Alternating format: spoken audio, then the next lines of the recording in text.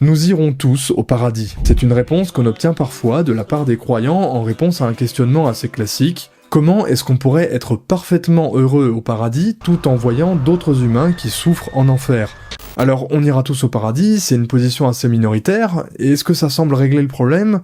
À première vue, oui, on se dit que si tous les humains se retrouvent au paradis et que plus personne ne souffre, que ce soit en enfer ou ailleurs, a priori, la souffrance d'autrui n'est plus un obstacle à notre bonheur parfait. Sauf que s'arrêter là, ce serait oublier que nous aurons tous le souvenir de la souffrance. Le simple fait que notre propre souffrance et celle d'autres humains aient existé dans le passé, ça devrait être suffisant pour nous empêcher d'atteindre un bonheur parfait. Nous serions tous très satisfaits de notre nouvelle situation, donc à la limite c'est pas très grave, mais notre bonheur ne serait pas parfait.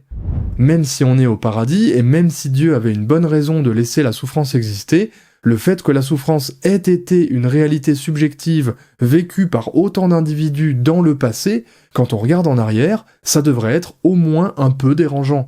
On ne peut plus dire que nous serions parfaitement heureux. Et il suffit pas de dire que Dieu nous fera oublier l'existence passée de la souffrance, ou qu'on n'y pensera plus parce qu'on sera tellement baigné dans l'amour de Dieu. Ce genre de réponse ne fait que transformer le problème en un autre, en faisant du paradis le plus grand lavage de cerveau cosmique concevable. J'en parle plus en détail dans cette autre vidéo en lien.